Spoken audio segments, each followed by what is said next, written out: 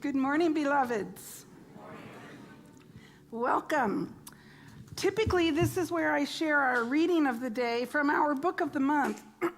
Today, I'm changing things up a little bit just because I like to mess with you. Actually, because you may have noticed the reading is always connected in some way to the message, right? And I want to make sure that today it's very, very clear how the reading and the message are connected. So I'm going to save today's reading for the beginning of the message. It is not from our book of the month. Today called for special circumstances. I do encourage you to check out our book of the month. It's called Everyday Spiritual Practice, and you can hear a reading from it next week. This means we are moving straight into our affirmation, yes? So I'm going to read it through once, and then I'll invite you to join me. I walk in the easy awareness of my inner being, infinite source. I practice the awareness of this presence and am guided by its wisdom and nourished by its love. My spiritual practice is effortless and fulfilling and maintains and sustains me with every breath. And so it is. Please stand and join me with conviction. I walk in the easy awareness of my inner being, infinite source. I practice the awareness of this presence and am guided by its wisdom and nourished by its love. My spiritual practice is effortless and fulfilling and maintains and sustains me with every breath. And so it is. Y'all, the house.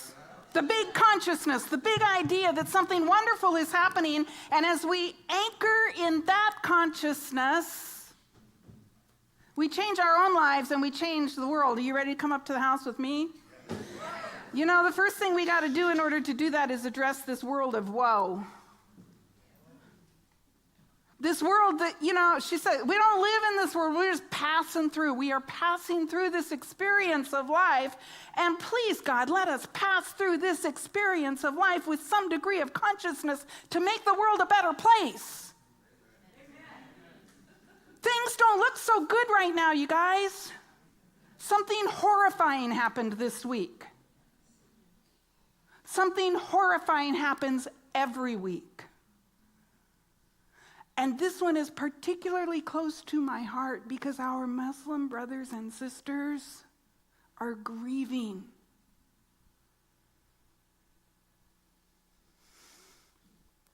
Today's reading.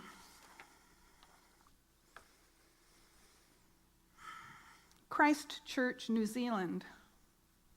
Pittsburgh, Pennsylvania. Charleston, South Carolina. This year, and in 2018, and in 2015, different times, different places, but with one terrible connection. Hate, translated into violent action. Fanaticism, racism, festering anger, and then the killing. Don't kid yourself. This is not separate and distinct from the character of our political dialogue. We allow a downward spiral in respect and civility. We hint and wink and chuckle about the terrible things that might happen to our political opponents if they don't see things our way. We listen to and we begin to believe wild conspiracies on talk radio. We celebrate ridicule, and we cheer those who stoke simple anger into full-out hatred. We count the virtues of civility and self-control as cheap, naive, or meaningless. Christchurch, Pittsburgh, Charleston. The same breaking news. The same scenes of armed first responders and paramedics and ambulances. The same language in the news conference. The same kind of angry, self-justifying perpetrators. I am neither Muslim nor Jewish nor a member of a historic African American church. I am simply someone objecting to the way we degrade basic political and interpersonal values, values which allow us to function as a nation. We are increasingly wrapped up in ourselves and our entitlements and our petty resentments. We are too comfortable in disregarding, then degrading others. And yes, one other thing. I am a law enforcement officer. I work with men and women who respond to this kind of increasingly frequent hate-fueled violence. They place their lives at risk, and then they have to sort out the terrible aftermath. The prophet Hosea had appropriate words for what we are seeing. Those who sow the wind shall reap the whirlwind. Those who sow the wind shall reap the whirlwind. We continue courting the winds of exaggerated fear and anger and outright threats. And then we seem surprised when the weather turns bad. Paul Pastor, Pierce County Sheriff.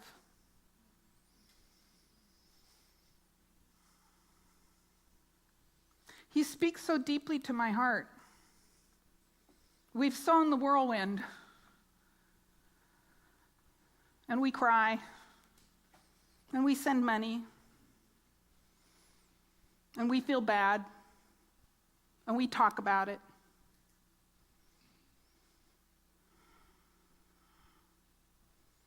And then we add another date to the calendar.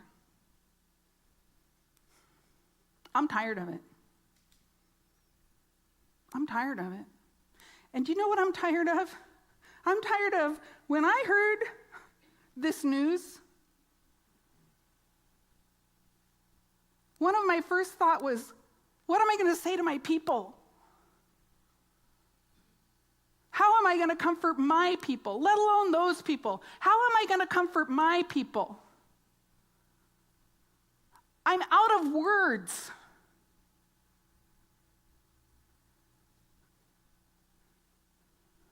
I'm out of words. And you know, I'm on a listserv of women ministers, and I posted Friday, what are you going to say to your people? I'm out of words. And you know, out of the 18 or so responses I got, the one that was most frequent was, let Spirit talk. God knows what to say. God knows what to say.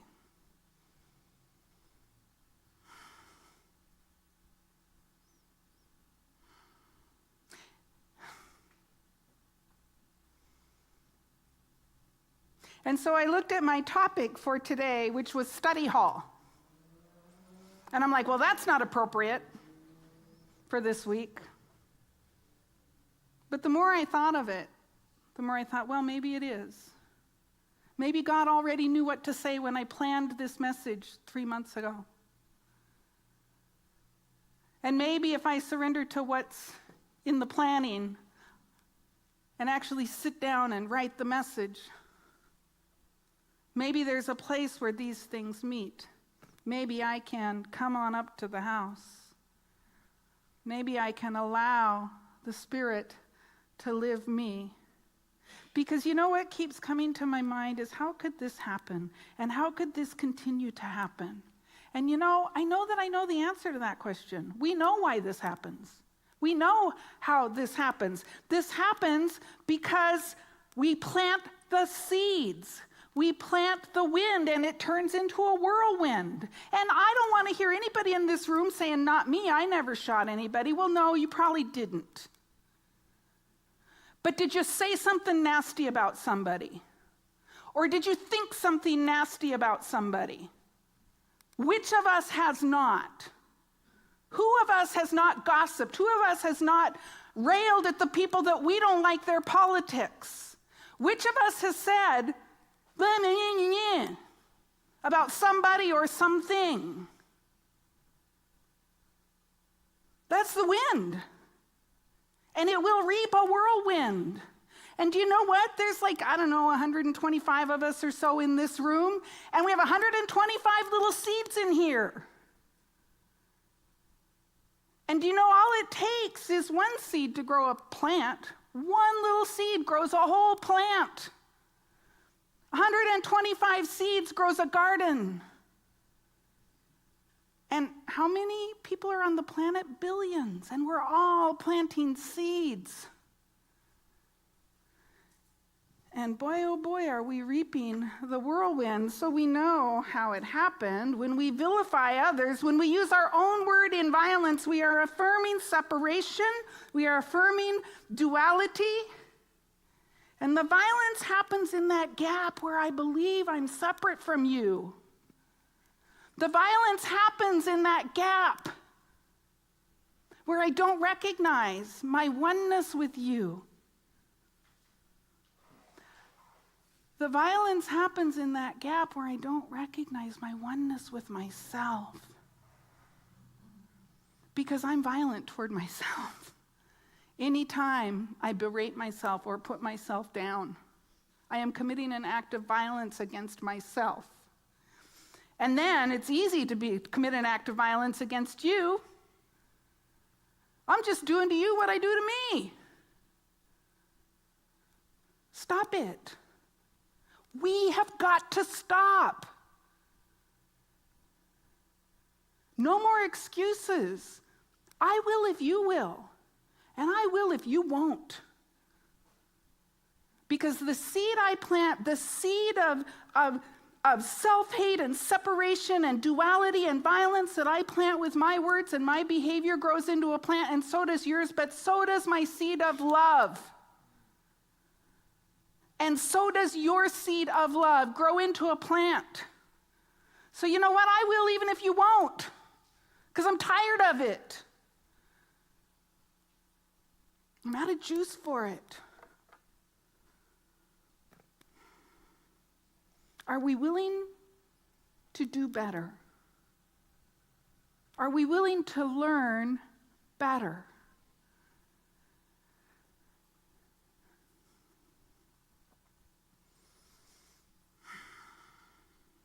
Are we willing to become a culture where this kind of thing doesn't happen? I saw a video recently online of someone who was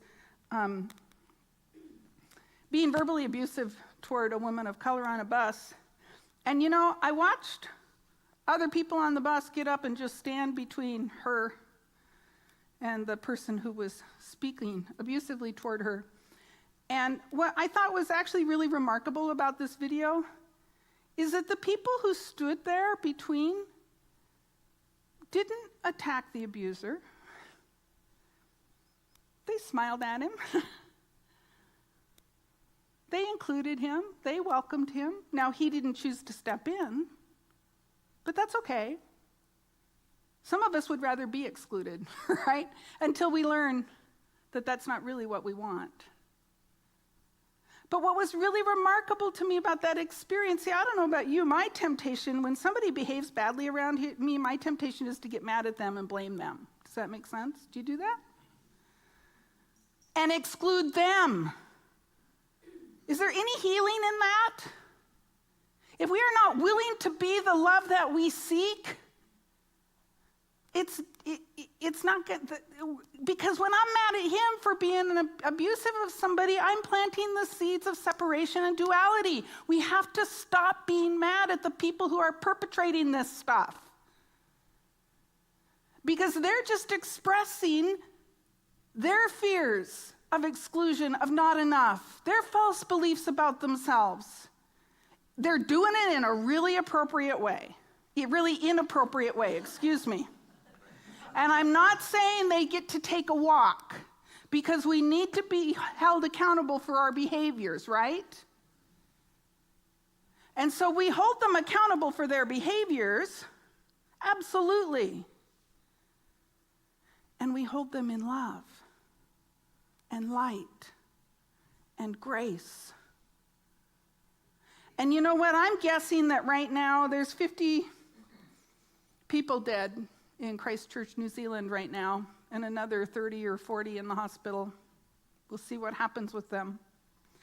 And my guess is that those who love these 50 people are having a pretty hard time finding the grace to love the perpetrator of this event. Yes? And that's okay, because that's where they are. And I can certainly empathize and understand that.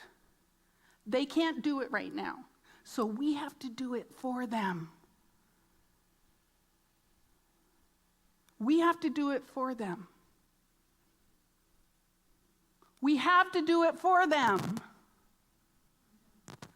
Otherwise, we're just planting more seeds of separation and duality and hate and violence. And the small things are violent and the big things are violence. Believe me, I know of what I speak.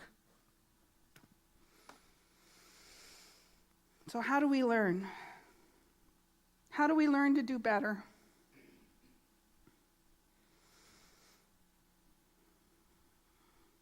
You know, it's a funny thing.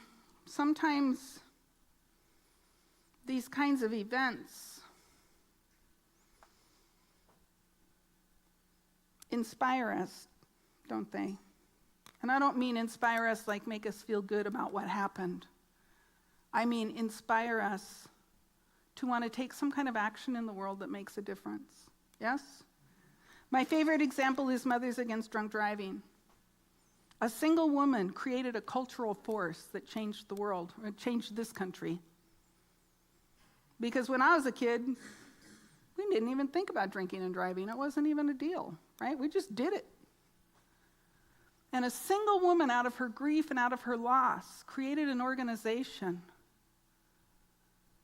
A single woman. She's no different from you or me. A single woman, in the experience of her grief and loss, was inspired by that grief and by that loss to plant a seed. This is not okay anymore. Drinking and driving is not okay. And I'm going to change the world. I'm going to change our culture. And she did, didn't she? So I don't want to hear, I can't make a difference. I didn't pull the trigger. I wasn't in Pittsburgh. I wasn't in Christchurch. I know you weren't. You're right here.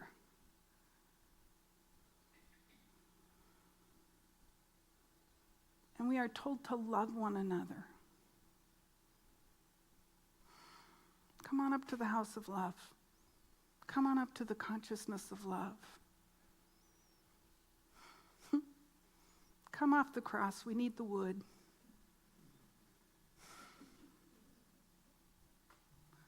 We need the wood to build a fire of inspiration in our hearts to make things be different. And from this inspiration, then, we begin to learn and actually engage in the process of education. What are the facts? And I mean the facts. And you know what, you guys, I just have to say, I'm impatient this morning. I am really, we want the facts. We want to learn the truth. And you know, sometimes I think in New Thought, we get so caught up in the magic that we forget the facts.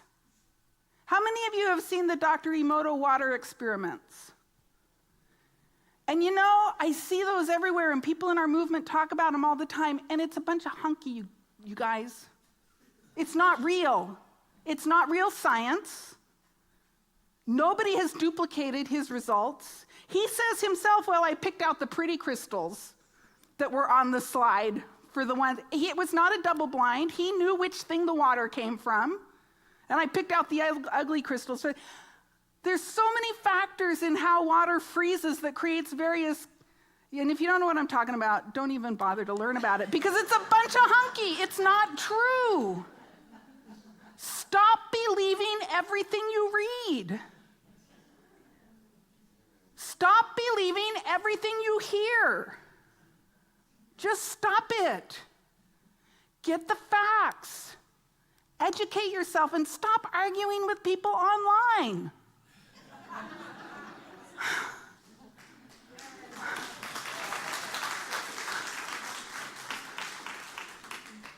Educate yourself. Plant the seeds in your heart of truth and wisdom and intelligence. Study. It's worth the time.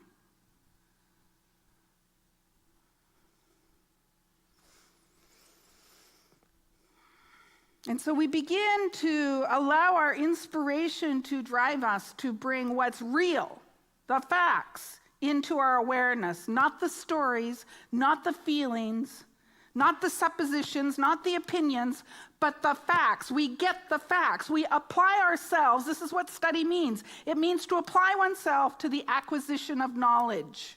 We apply ourselves to the acquisition of more knowledge about the thing that we are feeling inspired about, that we are interested in. We apply oneself then to putting into practice what we are learning.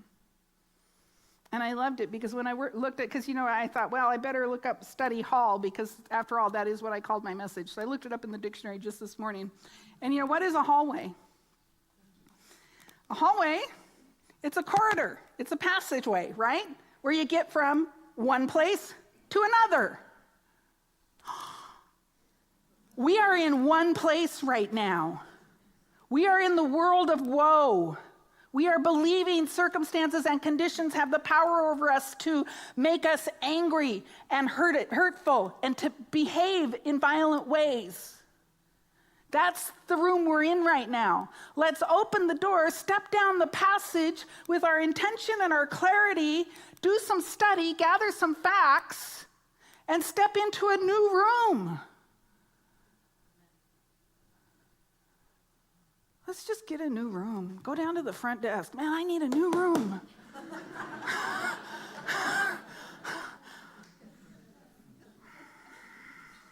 So we apply ourselves. We walk down the passage. We take steps. We do things differently. We stand in between the person who's being abused and the abuser, and then we love the abuser. Right? Walk your talk. Walk the passage.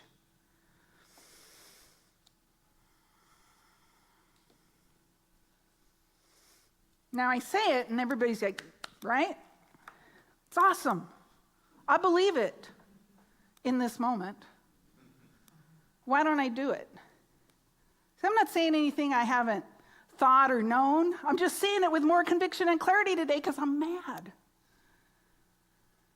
Why don't we change? Why don't we do it? In the end, my opinion is, we don't want to take responsibility for the way things are.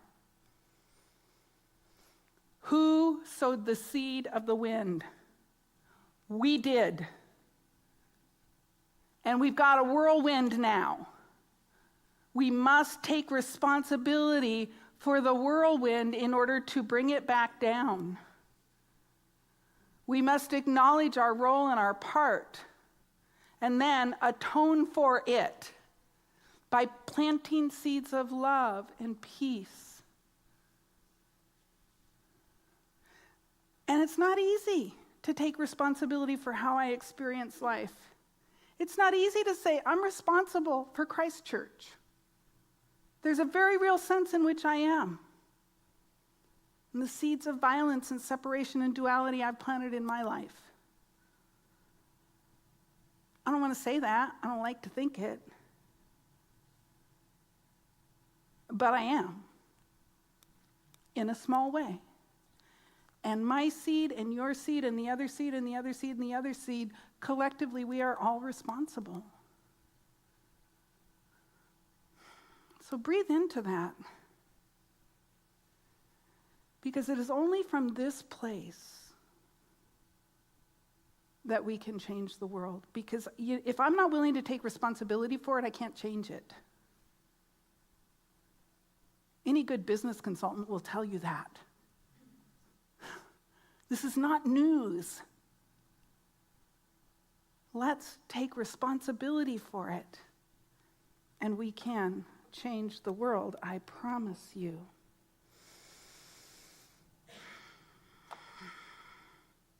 So what do we need to do?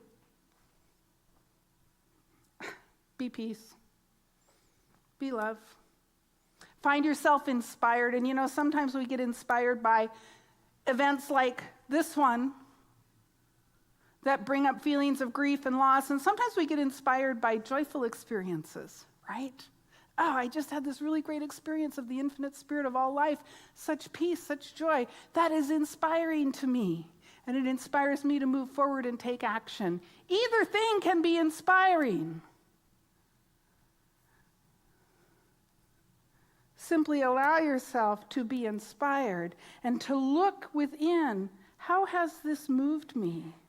And how does it call me to study, to learn, to grow, and walk down the passage into something new? We can't keep doing the same thing. You've heard that's the definition of insanity, right? We're in the midst of what do they call that? A mental health break, or whatever they call that. We're in the midst. It's insane, you guys. We keep doing the same things, expecting somehow peace is going to manifest. Allow yourself to be inspired. Pay attention to what moves you about this. Pay attention to what calls you about this. And then begin to educate yourself. And the most important part of being a student of life is reflection. And I don't mean mirror reflection. I mean stopping and thinking and reflecting. It's so easy to just get sucked into TV or my telephone or whatever it is, but to just stop and be quiet and reflect. Wow, I'm feeling inspired. I'm feeling moved by this. What is calling me? How am I moved? Gathering facts, thinking about things, reflecting on what you've learned, and then stepping forward into that passageway of transformation, moving forward to illumination, if you will. And I mean illumination like come on up to the house, there's consciousness illumination, but I'm also talking about illuminating the way for others, providing a path that consciously or unconsciously others can follow. It's like shining the flashlight on the path, the hallway, the passageway that others can walk because you did, because you've been there and you've laid down a trail. And you have had an experience of greater illumination in your own mind, and that lights the way for others.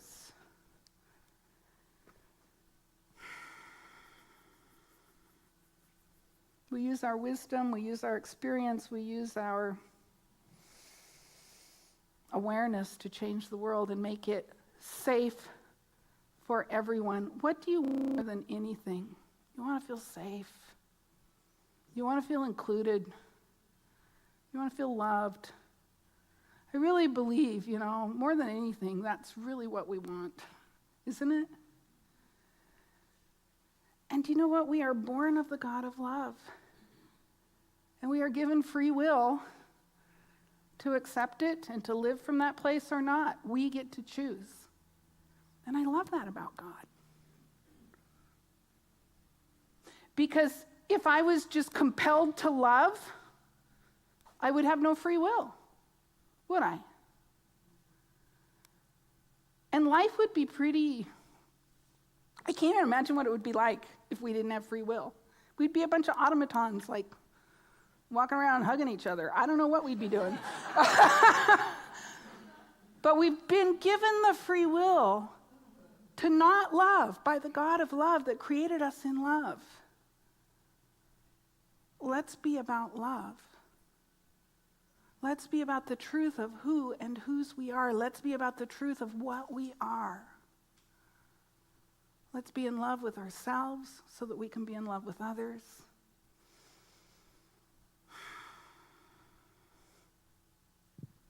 And I guess that's what God wants to say this morning. Shall we have some prayer? Come on up to the house with me. Let's walk in love.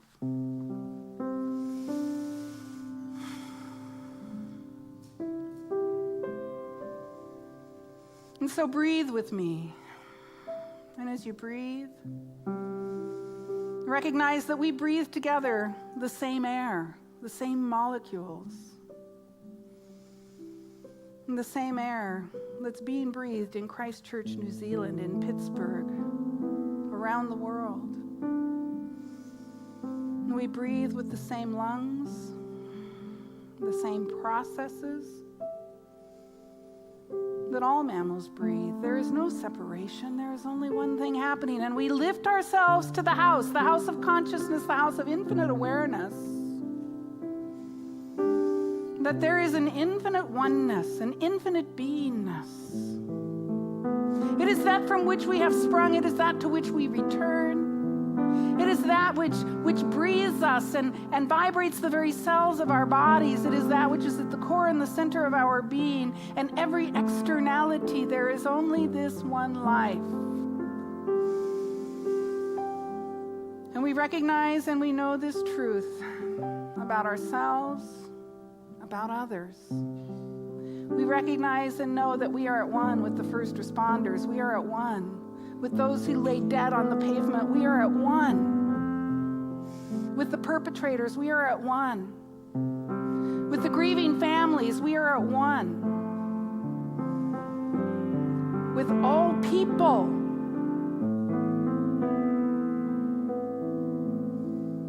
And so let us take a stand for love. I declare we take a stand for love. Love for ourselves, love for others, love for the planet. Love for those who would do harm, love for those who are harmed, love for those who are grieved by harm. And let us plant that seed of love and allow it to grow. We nurture it, we tend it. And we say yes to the infinite intelligence that eternally shows us how to grow in love. We say yes to the perfection and the wholeness of the universal presence as we stand in the truth of love. And we leave this place today empowered to make a difference, empowered to allow the truth to lead us into a new way of being. We simply say yes to the good that God is, the love that God is, the power that God is, and we allow it to lift and guide us as we speak our word of blessing for all those whose lives are touched by violence. We vow to do better. We vow to be better. We vow to walk in love. And so I close this prayer with a grateful heart, giving thanks and calling it good. And so it is. Amen.